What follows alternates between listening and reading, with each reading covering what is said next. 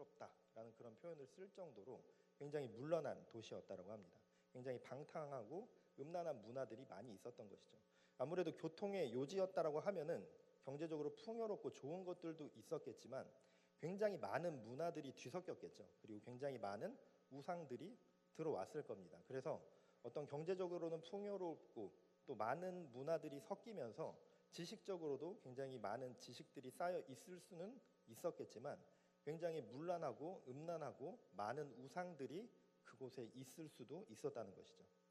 그런데 그런 영향들로 인해서 또 어떤 고린도가 또 헬라 문화권, 로마 문화권 안에 있었기 때문에 수사학 그리고 웅변이 굉장히 중요한 사회적인 기술로 여겨졌습니다. 그래서 그런 영향으로 인해서 고린도 사람들이 언변이 뛰어난 지도자 그리고 지식적으로 뛰어나고 설득력 있는 그 연설가를 굉장히 좋아하고 높게 평가했습니다.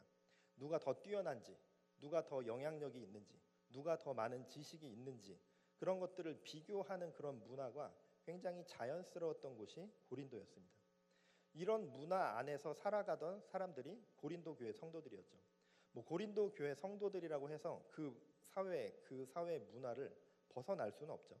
그런 가치관과 세계관에서 벗어나지 못했습니다. 이런 가치관, 이런 세계관을 가지고 교회 안에서도 동일하게 바라보았던 것입니다. 고린도 교회를 또 이렇게 바라보면은 성경에서 보면은 굉장히 은사가 풍성한 교회였다라고 나오고 있습니다. 그래서 방언이나 예언, 지식과 다양한 은사들이 굉장히 많이 나타났고 말씀도 굉장히 활발하게 전해졌습니다. 소사학을 중요시하던 그 도시 안에서 말에 능한 그런 사역자들도 있었고 굉장히 활발한 은사와 그 모임들이 도시에 사는 그 사람들에게는 충분히 주목받을 만한 구조였습니다. 그래서 고린도라는 도시에서 어찌 보면은 고린도 교회가 가지고 있는 그런 점들이 복음 전하기에 좋은 선교적인 적합성이 굉장히 좋은 교회였다라고 할 수도 있습니다. 그래서 이런 것들이 그 문화 안에서 또 복음으로 잘 이렇게 관리가 되고 복음으로 잘 이렇게 닦여져서 선용이 됐으면 좋았을 텐데 그러지 못했습니다. 고린도전서 1장 12절에서 보면은 그래서 바울이 이렇게 이야기를 합니다. 내가 이것을 말하거니와 너희가 각각 이르되 나는 바울에게 나는 아볼로에게 나는 게바에게 나는 그리스도에게 속한 자라 한다는 것이니 예수님을 중심으로 이렇게 말씀을 중심으로 하나 되는 것이 아니라 자신이 은혜 받았던 그 사역자를 중심으로 나뉘기 시작했습니다. 바울에게 배운 사람 그리고 아볼로의 설교를 좋아하는 사람 게바 베드로죠. 베드로의 권위를 따르는 사람으로 이렇게 다 각각 교회가 분열되고 갈라졌던 것이죠. 교회가 하나님이 아니라 사람 중심으로 이렇게 재편되기 시작했습니다. 바울이 고린도 교회를 세웠죠. 그래서 고린도 교회에 먼저 씨를 심은 사람이 바울이었습니다. 그래서 바울에게 복음을 들었고 세례를 받았고 그런 신앙의 기초를 배운 사람들이 또 그 안에 있었겠죠. 그래서 그 사람들이 우리는 바울이 세운 여기는 바울이 세운 교회고 우리는 바울이랑 같이 이 교회를 세워나간 개척 멤버야. 우리가 고린도 교회를 세운 사람들이야. 그리고 바울이 창립자야. 이런 인간적인 자부심이 있었던 것이죠. 또 바울의 설교 자체가 십자가 중심의 복음을 굉장히 강하게 전했습니다. 바울이 고린도전서 1장 17절에서 이렇게 말을 하는데 말의 지혜로 하지 아니함은 그리스도의 십자가가 헛되지 않게 하려 함이라.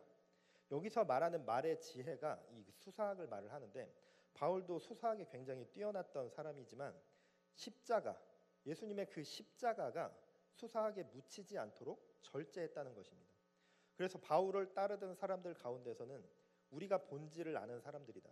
그리고 우리가 복음의 순수성을 지키고 있다.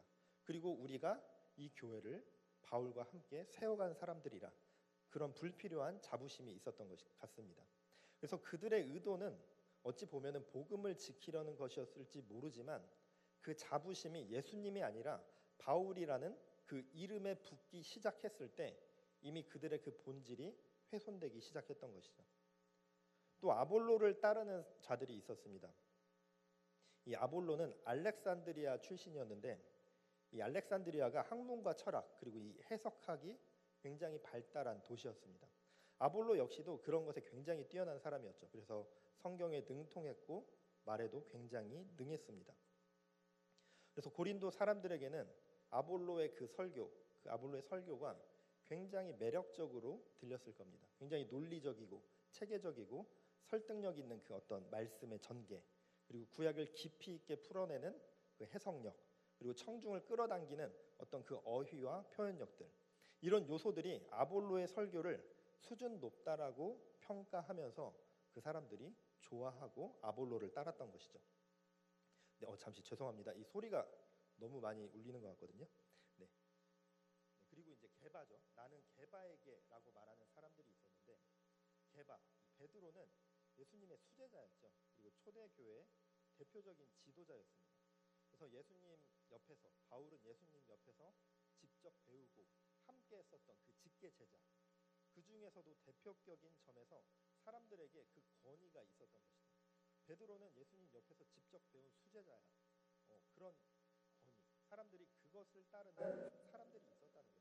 베드로를 가까이 하면서, 베드로를 좋아하면서, 베드로를 따르면서 우리는 예수님과 가장 가까웠던 그 사도의 전통을 따르는 사람들이다, 우리가 전통이다 라고 생각했던 것 같습니다. 이런 주장들이 각자 나름대로는 가치가 있었습니다. 이런 주장들 자체가 처음부터 굉장히 악하게 시작된 것은 아니었겠죠.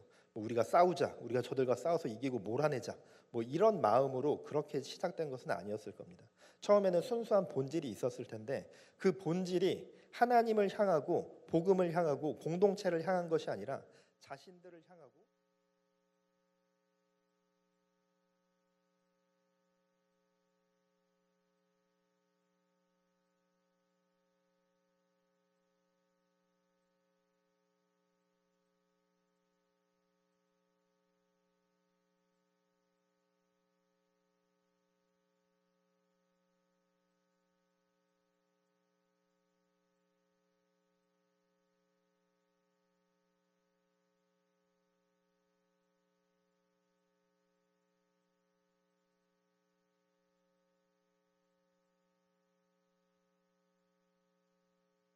사이에서는 경쟁이 없었습니다.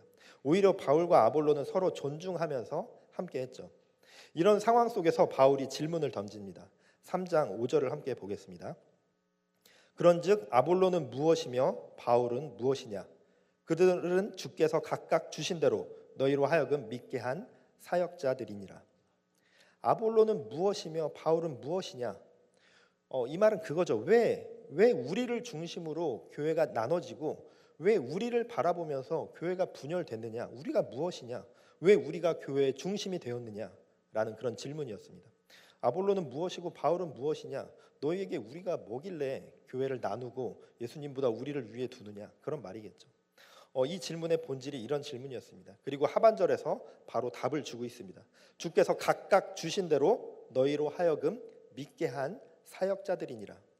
주께서 각각 주신 대로, 각자에게 주어진 역할이 있다는 것이고, 그리고 개인의 능력으로 우리들이 세워진 것이 아니라 아볼로의 수사학으로 세워지고 누구의 어떤 능력으로 세워지고 베드로의 어떤 그런 예수님과 함께 했었던 그런 것들로 세워진 것이 아니라, 개인의 능력으로 세워진 것이 아니라 예수님께서 세워주셨기 때문에 쓰임받는 자들이라는 것입니다. 주께서 각각 주신 대로, 자신에게 주어진 역할로 주께서 주신 대로 우리는 쓰임받을 뿐이라는 것입니다. 나와 아볼로가 능력이 뛰어나서 이 자리에 있는 것이 아니다. 하나님이 사용하시는 도구라는 겁니다. 각자 가진 것들이 개인의 자랑이고 이렇게 나누어질 요소가 아니라 하나님께 쓰임받는 각각의 달란트라는 거죠. 그리고 6절에서 또 그에 대한 비유를 주고 있습니다. 6절을 보면은 나는 심었고 아볼로는 물을 주었으되 오직 하나님께서 자라나게 하셨나니. 너희는 서로 나는 누구파다, 나는 창립 멤버야, 나는 정통이야 이렇게 놓고 싸울 게 아니라 우리는 그저 심고 물 주고 하나님께서 자라나게 하실 그것을 마음에 품으라는 것입니다. 그것을 기대하라는 것입니다. 우리가 해야 될 것이 누가 정통이고 누가 이 고린도 교회의 주인이고 사람으로 나누는 것이 아니라 우리는 물 주고 심고 내가 해야 될 것들을 행하면서 하나님께서 행하실 그 일들을 기대하라는 것입니다. 너희에게 서로 누구를 따를 것이냐 그것을 바라보지 말라는 것입니다. 그것을 바라볼 것이 아니라 이 교회가 어떻게 이루어져 나가는지를 그것을 바라보고 그 본질을 붙잡으라는 것입니다. 그래서 바울은 이 교회를 농사에 비유하면서 나는 심었다라고 이렇게 이야기를 하죠. 씨앗이 이렇게 땅에 묻히면, 씨앗을 심으면 그 씨앗이 보이지 않죠. 그 씨앗이 눈에 보이지는 않지만 내가 심어야 할 것을 내가 열심으로 그렇게 심고 결과는 땅에 맡겨야 합니다. 씨앗이 보이지 않는다는 그 사실이 자라지 않는다는 것이 아니죠. 내가 씨앗을 심었을 때 그것이 눈에 보이지 않을 뿐이지 땅에 들어가서 땅에서 자라납니다. 교회 안에서 내가 해야 할 그 사명을 열심을 다해서 감당하지만 하나님께 맡겨야 함을 의미하고 있습니다. 그리고 여기에서 맡긴다는 것이, 하나님께 맡긴다는 것이 뭐 하나님께서 다 해주시겠지 그런 책임 전가가 아니라 하나님을 의지하는 것이고, 내가 했다는 자랑이 아니라 하나님이 하셨다는 그 간증을 기대하는 것입니다. 또 그렇게 심는 자들이 있다면 물 주는 자들도 있어야 합니다. 아볼로는 물을 주었다. 물을 주는 일, 이제 심고 물을 주는 일은 굉장히 반복적이고 지속적인 것을 의미하죠. 물을 주는 게 씨를 한 번 심고 처음에 물을 줬다고 한 번 줬다고 해서 끝나는 게 아니잖아요. 그래서 물을 준다는 것이 심겨진 씨앗에 그 물을 계속해서 지속적으로 그 자리를 지키면서 성실하게 그 자리를 지키는 것을 이야기합니다. 꾸준한 인내로 자신의 자리를 지켜야 한다는 것이죠. 그렇게 자리를 지키고 물을 줄 때 그 안에서 자라나게 하시는 분은 하나님이시라는 겁니다. 씨를 심는 사람이 있고 물을 주는 사람이 있습니다. 그런데 그 씨가 싹트고 자라나는 과정은 우리 사람이 통제할 수 있는 것이 아니죠. 뭐 심은 사람이 열매를 맺게 어떻게 하고, 물 주는 사람이 뭐 내가 원하는 대로 열매를 맺게 하고 열매의 뭐 당도를 조절하고 그렇게 할 수 있는 것이 아니죠. 심고 물을 준다고 해서 또 무조건 자라나고 열매를 맺는 것도 아닙니다. 그 생명은 하나님께서 허락하시고 주시는 것입니다. 하나님의 창조 섭리로 그것이 주어지는 것이죠. 이렇게 서로 갈라져서 당짓고 갈라진 그 갈라디 교회의 성도들에게 반드시 필요한 메시지였습니다. 바울을 따르고 아볼로를 따르고 베드로를 따르는 것이 아니라 각자 자기의 심령과 세계관을 주장하면서 싸울 것이 아니라 성실하게 심고 물 주고 협력하고 자라나게 나실 그 하나님을 신뢰하며 나아갈 것을 교훈하고 있습니다. 그렇게 하나님께 맡기는 것, 눈에 보이지 않는 그 씨앗을 심고 하나님께 맡기는 것은 그 씨앗이 사라진 것이 아니라 그 씨앗이 하나님의 시간 속에 놓여졌다는 것입니다. 오늘 교사 임명식을 했는데 이 교사들이 감당하는 사역도 보이지 않는 씨앗을 심는 것이죠. 지금 또 아이들도 많이 와 있는데 이 아이들이 예배 시간에 집중하지 않을 때가 있죠. 그리고 말씀을 이렇게 가르쳐도 바로 변화가 보이지 않을 때도 있습니다. 그리고 기도를 해주는데 기도를 해주지만 겉으로는 아무런 변화가 그리고 아무런 반응도 없는 것처럼 보여지고 느껴질 때도 있습니다. 그런데 그렇다고 해서 그 기도와 말씀이 사라진 것이 아니죠. 그 한 번의 말씀 그리고 한 번의 기도, 그 한 번의 눈맞춤과 그 대화가 아이들의 마음밭 가운데 씨앗으로 반드시 심겨집니다. 교사의 사역이 즉각적인 열매가 아니라 하나님의 시간 속에서 심겨지는 사역이라는 것입니다.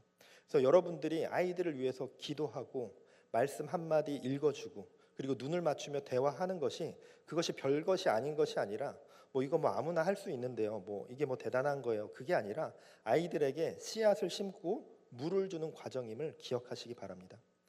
아까 또 차량 봉사를 광고도 했었는데 차량 봉사하는 것도 마찬가지죠. 누군가는 그 봉사를 하시는 분들은 뭐 운전하는 게 뭐 대단한 거야라고 생각할 수도 있습니다. 하지만 그 수고가 없다면 누군가는 하나님께 드리는 이 예배의 자리에 나오지 못할 수도 있습니다.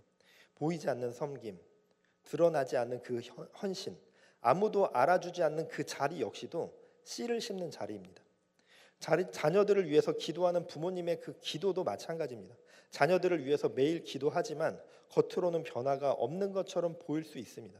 하지만 그 기도는 결코 사라지지 않습니다. 우리의 기도가 하나님의 시간 속에서 저장되어지고 하나님의 때에 반드시 하나님의 뜻으로 우리 자녀들의 삶 가운데 열매 맺어지고 그리고 계속해서 그 기도가 심겨지게 됩니다.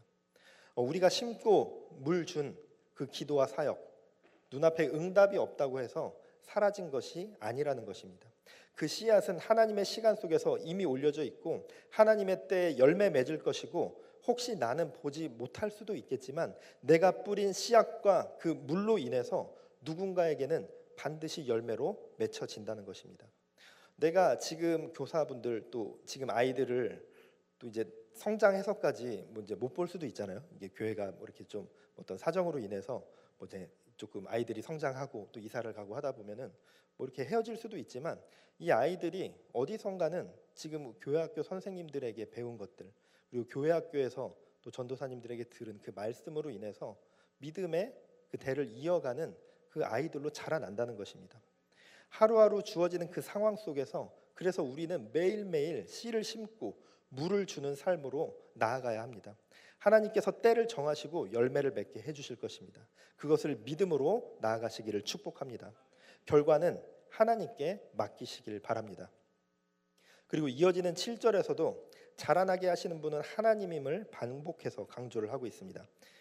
고린도전서 3장 7절에서 8절 말씀 다 같이 한 목소리로 화면을 보시면서 다 같이 봉독하겠습니다. 시작. 그런즉 심는 이나 물 주는 이는 아무것도 아니로되 오직 자라게 하시는 이는 하나님뿐이니라. 심는 이와 물 주는 이는 한 가지이나 각각 자기가 일한 대로 자기의 상을 받으리라. 아멘. 여기에서 이제 아무것도 아니다라고 이렇게 표현을 하는데 뭐 어떤 사역의 가치, 뭐 우리 사람들이 하는 어떤 그런 헌신들이나 뭐 행위들이 무가치하다라고 이야기하는 것이 아니라 성장의 주체가 인간이 아니라는 선언인 것이죠. 고린도 교회의 문제가 사람의 영향력이 성장의 원인이라고 착각한 데 있습니다. 아볼로 때문에 고린도 교회가 성장한 거야라고 생각을 한 거죠. 바울 때문에 뭐 또 베드로 때문에 그 사람 때문에 이런 영향력 때문에 그 사람이 뭐 말을 잘해서 설교를 잘해서 누가 뭘 잘해서 그래서 뭐 그렇게 성장했다라고 착각한 데 있었죠. 그래서 바울이 이야기합니다. 성장의 원인이 이렇게 풍요롭고 영적으로 풍요롭고 이렇게 고린도 교회가 성장한 것은 사람이 아니라 하나님이 일하신 것이라는 것입니다. 하나님이라는 그 사실을 이야기하고 있습니다. 그래서 바울은 9절에서 결론적으로 교회를 이렇게 정의하고 있습니다. 고린도전서 3장 9절 말씀을 보면은 우리는 하나님의 동역자들이요 너희는 하나님의 밭이요 하나님의 집이니라. 아멘. 우리 여기에서 말하는 우리가 이제 바울과 아볼로, 베드로를 말하죠. 우리 사역자들은 하나님의 동역자다. 하나님이 주인이신 그 일 가운데 하나님의 도구로 참여하는 사람들이라는 겁니다. 그리고 너희는 하나님의 밭이요 하나님의 집이요. 성도들은 하나님이 가꾸시는 그 밭이고 하나님이 거하시는 처소라는 것을 의미합니다. 여기에서 너희는 이라는 이 표현이 어떤 개개인을 이야기하기도 하고 또 교회를 말하기도 합니다. 그래서 사역자, 동역자이자 성도는 하나님의 밭이자 하나님의 집이라는 것입니다. 그래서 모든 중심이 하나님이라는 것이죠. 우리 여기에서 사역을 하는 바울과 아볼로, 우리 사역자들이나 성도들이나 우리 교회 모든 것의 중심은 하나님이라는 것입니다. 바울은 이러한 선언을 통해서 고린도 교회 성도들의 그 시선, 잘못된 그들의 시선을 사람이 아니라 누구에게 향한 그 시선이 아니라 하나님께로 그 시선을 옮기려고 하고 있습니다. 교회는 누구의 교회가 아니라는 것입니다. 어떤 사람의 교회가 아니라는 것입니다. 교회는 하나님의 것이고 하나님이 주인 되시는 곳이라는 것입니다. 또 누가복음 5장에서 등장하는 그 베드로의 이야기를 보면은 오늘 설교 제목처럼 보이지 않는 씨앗을 심는 그 사람의 태도를 볼 수 있습니다. 누가복음 5장 4절에서 6절을 보면은 말씀을 마치시고 시몬에게 이르시되 깊은 데로 가서 그물을 내려 고기를 잡으라. 시몬이 대답하여 이르되 선생님 우리들이 밤이 새도록 수고하였으되 잡은 것이 없지만은 말씀에 의지하여 내가 그물을 내리리이다 하고 그렇게 하니 고기를 잡은 것이 심이 많아 그물이 찢어지는지라. 베드로는 이미 밤새 그물을 던졌습니다. 그리고 아무것도 잡지 못한 상태였죠. 그래서 베드로가 그곳에서 물고기를 뭐 처음 잡은 것도 아니고 굉장히 오랜 경험이 있었던 사람이었죠. 그래서 오랜 경험으로 보자면 그날은 그냥 포기하고 돌아가도 이상하지 않은 날이었습니다. 근데 그때 예수님이 베드로에게 말씀하셨죠. 깊은 데로 가서 그물을 내리고 고기를 잡아라. 그래서 베드로가 먼저 이야기한 것이 그거죠.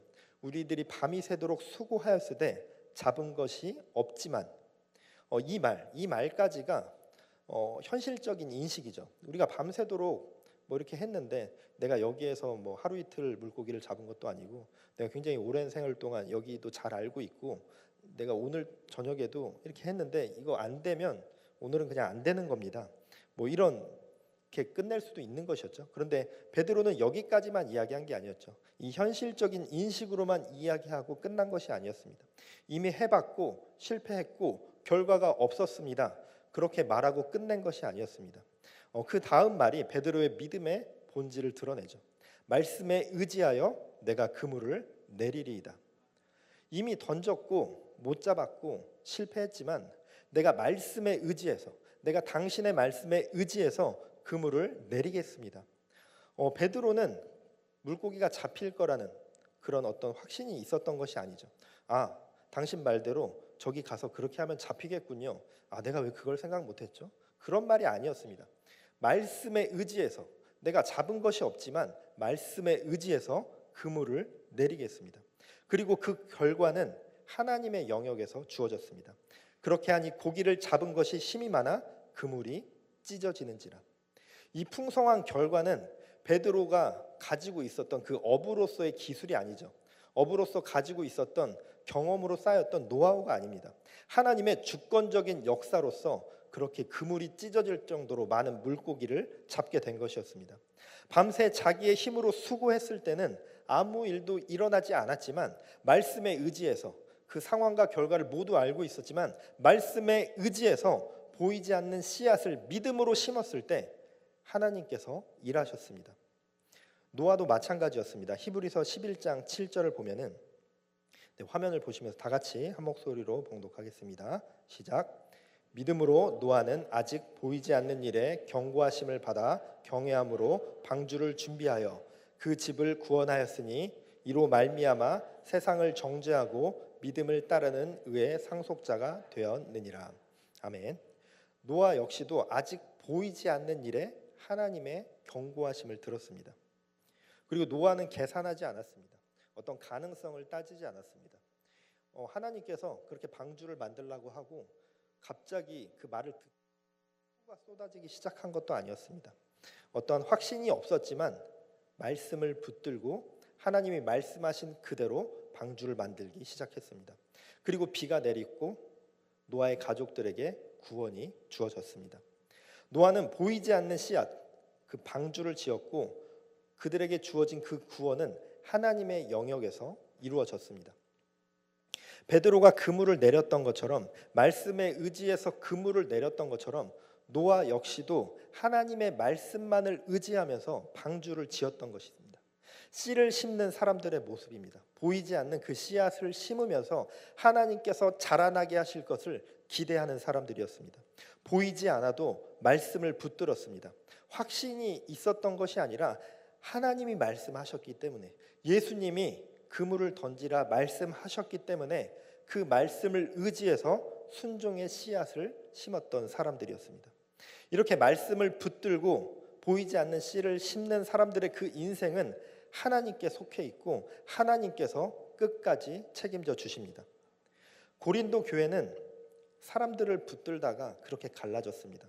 보이는 사람을 바라보고 보이는 사람의 능력을 붙들어서는 안 되는 것입니다. 보이지 않지만 때로는 막막하지만 우리는 그저 하나님의 말씀에 의지해서 심고 물 주고 그물을 내리고 때로는 방주를 준비해야 됩니다.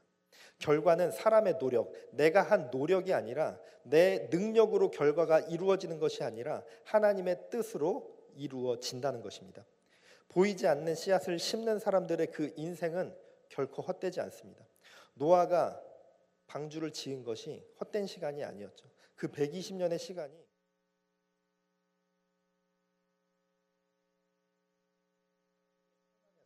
자라나고 있었기 때문입니다.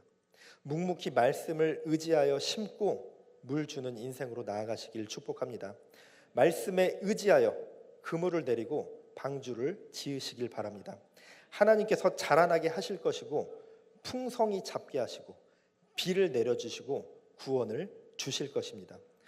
보이지 않는 씨앗을 심는 그런 믿음의 사람들 되어지기를, 그런 꿈의 교회 성도님들 되어지기를 주님의 이름으로 축복합니다.